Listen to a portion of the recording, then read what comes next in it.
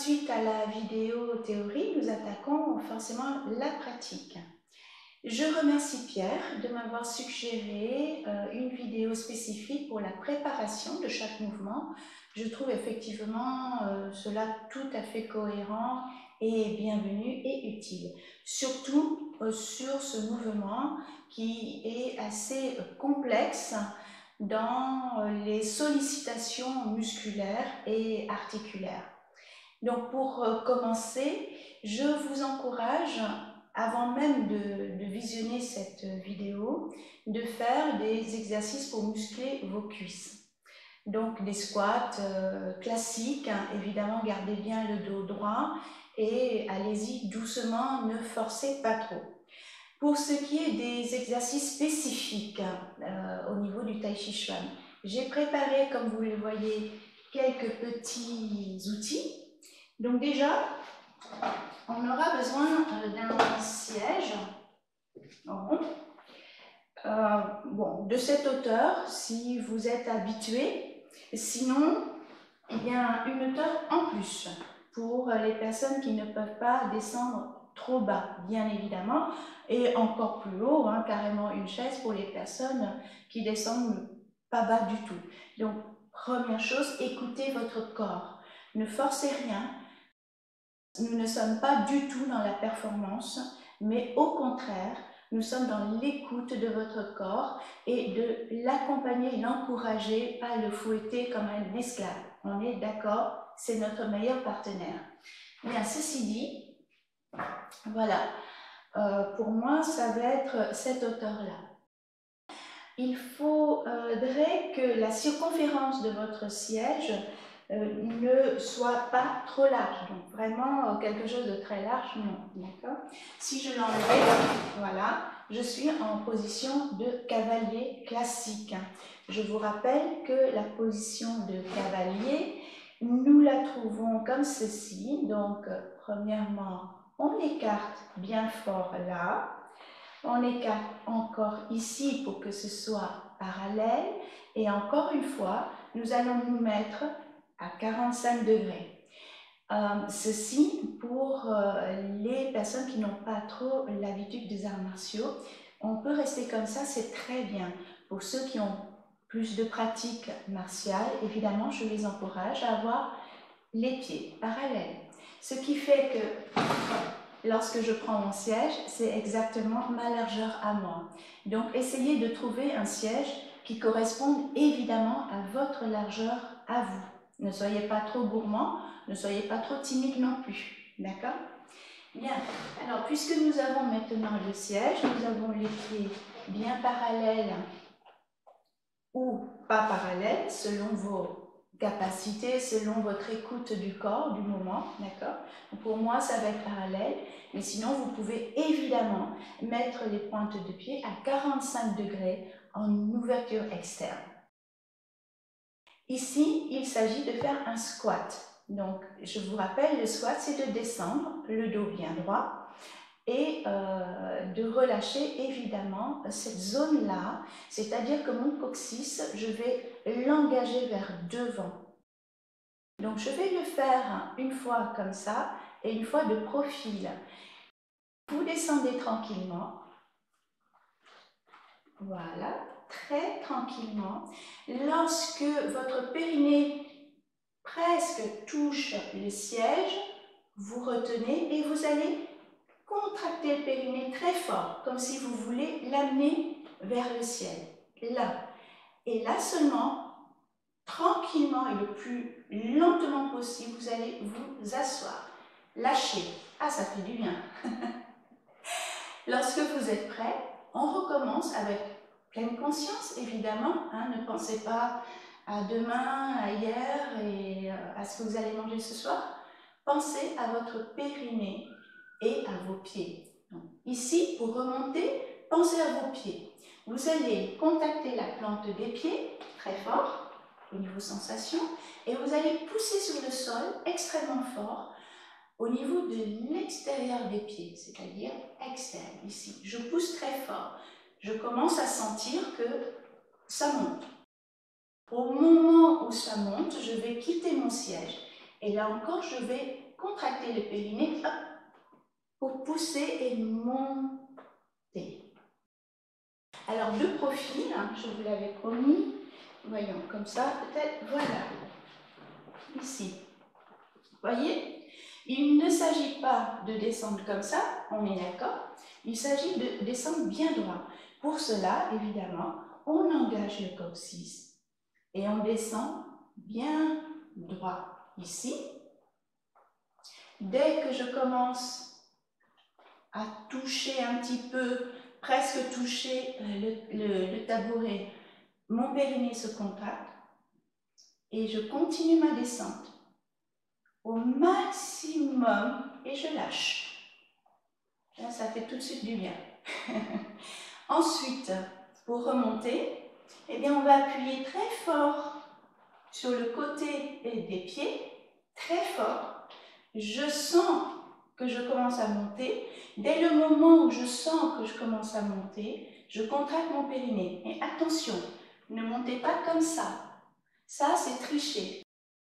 On va monter tout droit. Regardez, je vous dessine une ligne.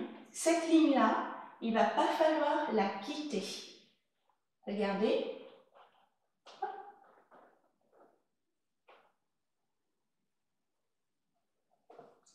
Voilà.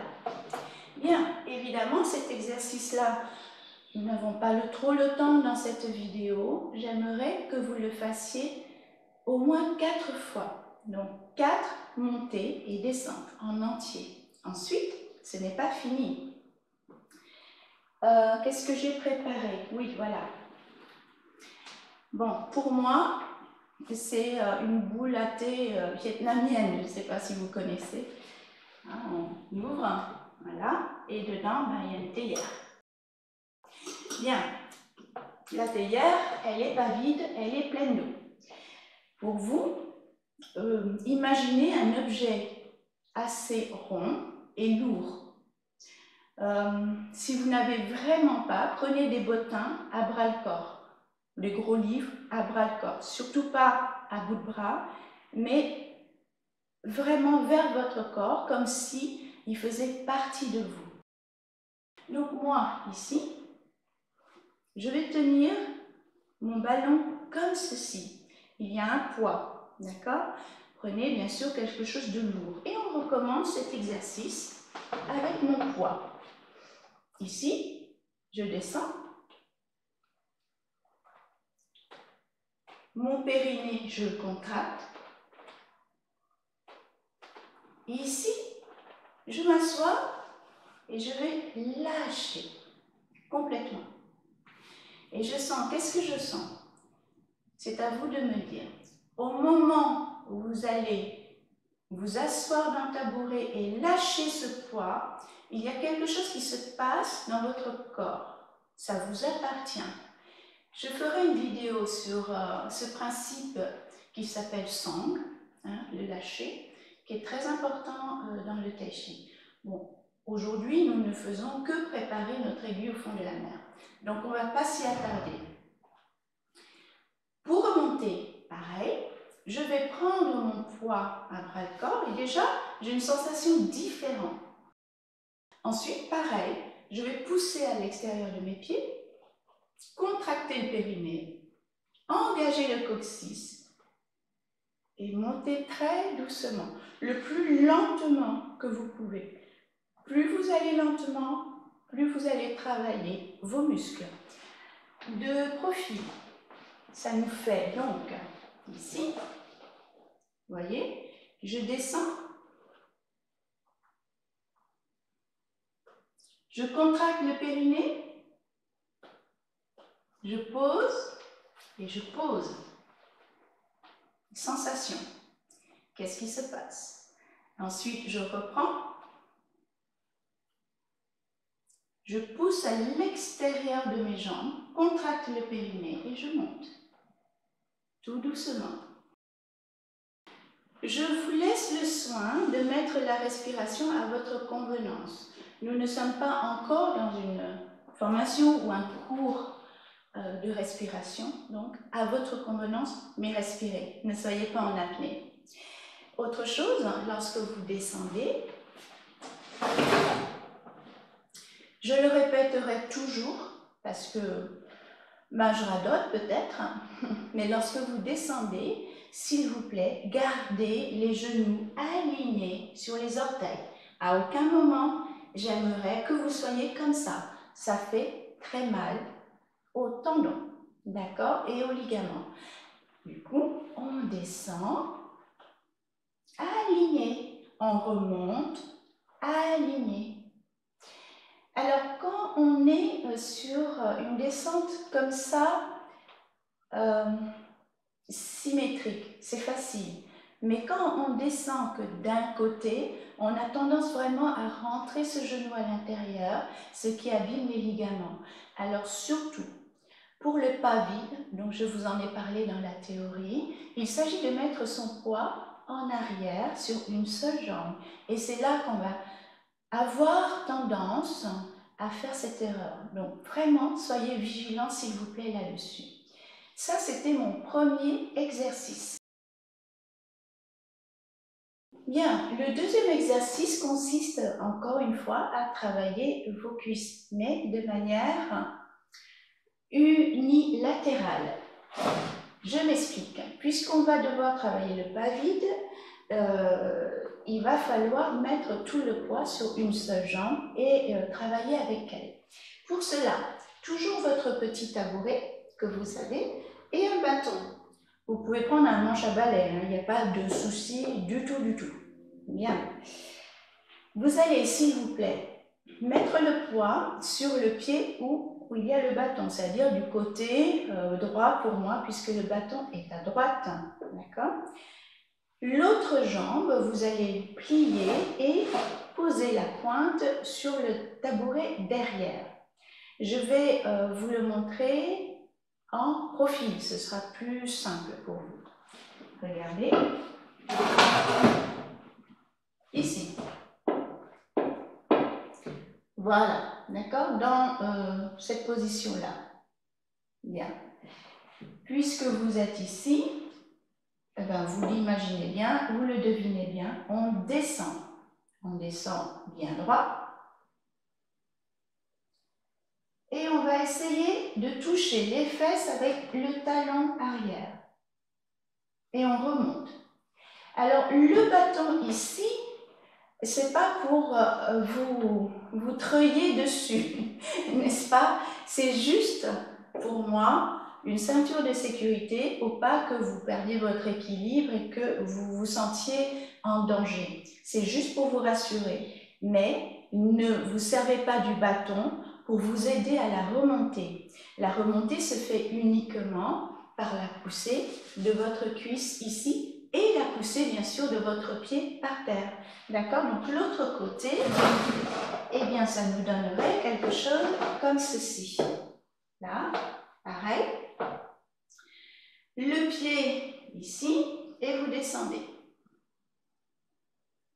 Essayez de toucher les fesses et vous remontez.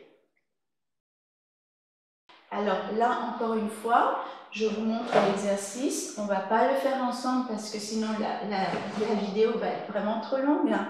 Je vais vous demander de le faire 4 fois à droite et 4 fois à gauche. Le pied bien droit, comme j'ai fait là. Ensuite, encore une fois, 2 fois à droite, 2 fois à gauche, mais cette fois-ci, le pied, au lieu qu'il soit droit vers vous, regardez le pied par terre, au lieu qu'il soit droit vers vous, j'aimerais que vous le mettiez à 45 degrés extérieur. Voilà, comme ceci. Vous gardez le bâton et vous descendez pareil.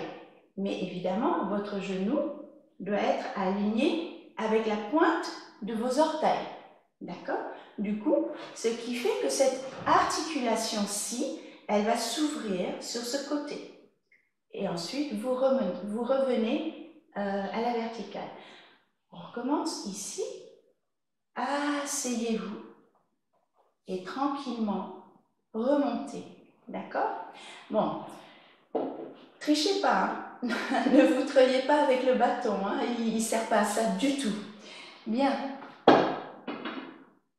Ça, c'était le deuxième exercice. Et enfin, pour finir, nous allons faire un dernier exercice et un mouvement taoïste pour préparer l'aiguille au fond de la mer. Le troisième exercice consiste à le pas de cavalier, mettre le bâton le plus loin possible ici, c'est-à-dire les bras tendus, d'accord? Et vous allez descendre tranquillement en faisant glisser le bâton sur vos cuisses, comme ceci. L'idée, c'est que le bâton tienne tout seul. Ensuite, on remonte. De profil, évidemment, je ne veux pas voir ça, hein?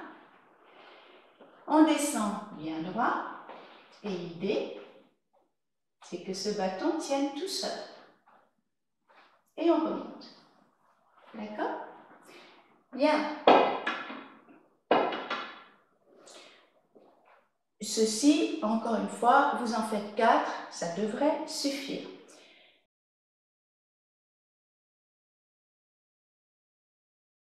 Maintenant, le mouvement taoïste qui va bien pour ce mouvement. Je le fais de face. Vous allez, s'il vous plaît, mettre votre poids à l'arrière, le pied à 45 degrés, tandis que l'autre pied est tout droit devant vous, à peine posé sur le sol. Donc, quand je dis à peine posé sur le sol, c'est que vous devriez pouvoir l'enlever et le reposer sans bouger. D'accord? Je le fais ici. Donc, la ouverture à 45 sur la jambe droite, par exemple, et la jambe gauche devant. Bien aligné.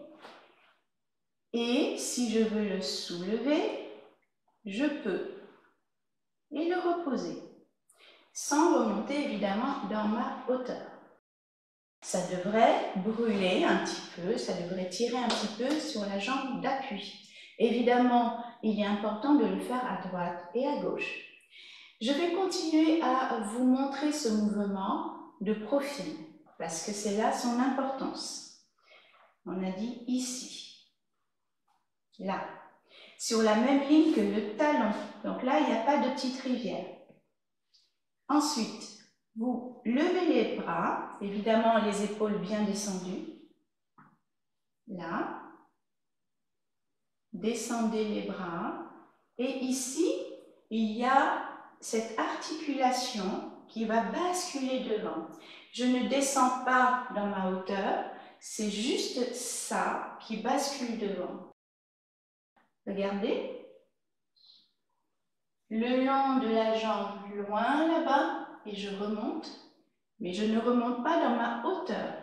C'est juste cette articulation qui remonte. Vous voyez, comme une charnière. Voilà, comme une charnière. La charnière, elle se trouve ici. Donc, je ne remonte pas dans ma hauteur. Je recommence ici. Installez-vous.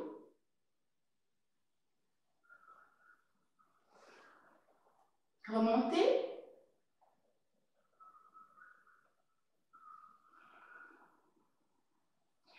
Le long de la jambe. Alors, de face, qu'est-ce que ça donne? Ici, ouverture à 45, l'autre pied devant. Descendez. Évidemment, le genou bien aligné, hein, je le répète toujours. Là, point devant, remontez.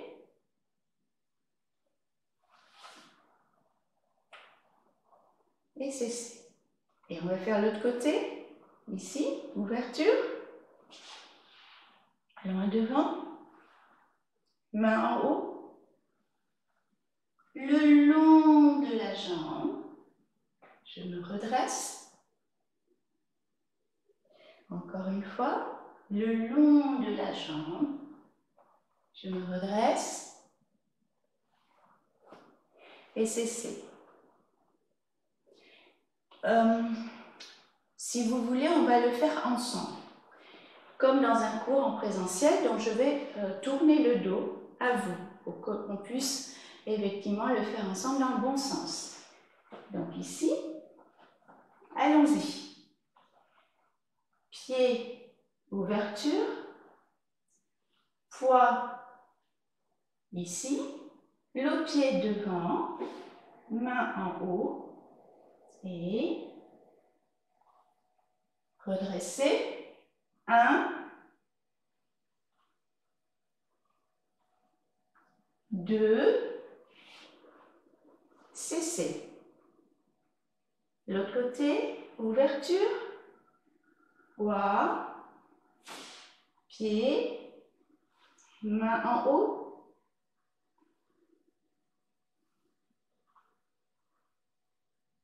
1, 2, cessez. Bien. Vous faites donc 2 fois à droite, à gauche et une série de 3. Donc ça nous en fait 6. D'accord? Voilà, c'était évidemment les mouvements de préparation pour Aiguille au fond de la mer. Après cette préparation, détendez vos cuisses. Asseyez-vous et massez. Massez les cuisses de manière à détendre complètement les muscles. Et évidemment, massez les ligaments autour de vos genoux, comme ceci. Voilà. Si vous souffrez des genoux, des ligaments, si vous avez eu un traumatisme, cheville, genou ou hanche, je vous remercie de ne pas faire ces exercices pour préserver votre santé, bien évidemment. C'est un exercice qui demande quand même pas mal d'efforts, d'accord? Du coup, voilà, si vous êtes en convalescence ou vous avez eu un traumatisme locomoteur des membres inférieurs, je vous encourage à ne pas le faire. Je n'ai pas du tout indiqué la respiration, libre à vous de la faire comme vous l'entendez intuitivement, n'est-ce pas? Vous ne ferez pas vraiment d'erreur, ne vous inquiétez pas. Si vous écoutez votre cœur, ce sera toujours bon. Voilà pour cette petite vidéo de préparation et à très bientôt pour le premier opus. Merci, au revoir.